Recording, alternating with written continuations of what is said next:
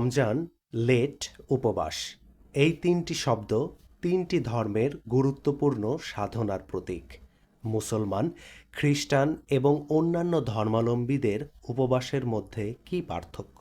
চলুন জেনে নেওয়া যাক। রমজান ইসলাম ধর্মের নবম মাস, যা মুসলমানদের জন্য অত্যন্ত গুরুত্বপূর্ণ। কোরআন নাজিল হয়েছিল এই মাসেই। মুসলমানদের জন্য রোজা রাখা ফরজ, যা সূর্যোদয় থেকে সূর্যাস্ত পর্যন্ত পানাহার ও ইন্দ্রিয় সুখ থেকে বিরত থাকার একটি সাধনা। রোজার মাধ্যমে আত্মসংযম, সহমর্মিতা ও তাকওয়া অর্জনের শিক্ষা দেয়া হয়।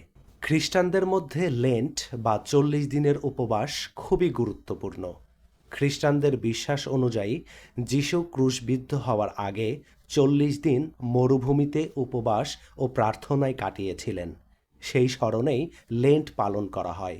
এই সময়ে তারা নির্দিষ্ট কিছু খাবার বর্জন করে এবং বিশেষ করে শুক্রবার মাংস না খাওয়ার প্রচলন রয়েছে। উপবাসের ধারণা শুধু ইসলাম ও খ্রিস্ট ধর্মেই নয়, অন্যান্য ধর্মেও প্রচলিত। ইহুদিরা বছরে 6টি বিশেষ দিনে উপবাস করে।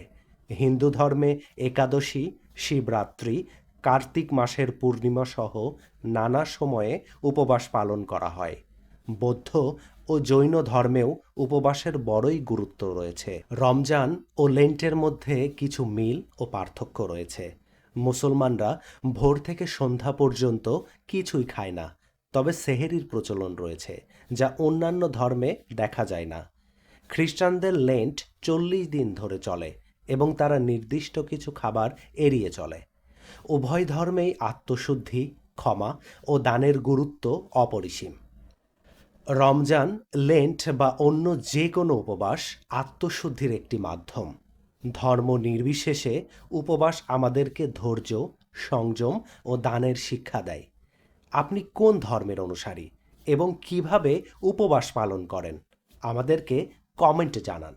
আর ভিডিওটি ভালো লাগলে লাইক, শেয়ার ও সাবস্ক্রাইব করতে ভুলবেন না।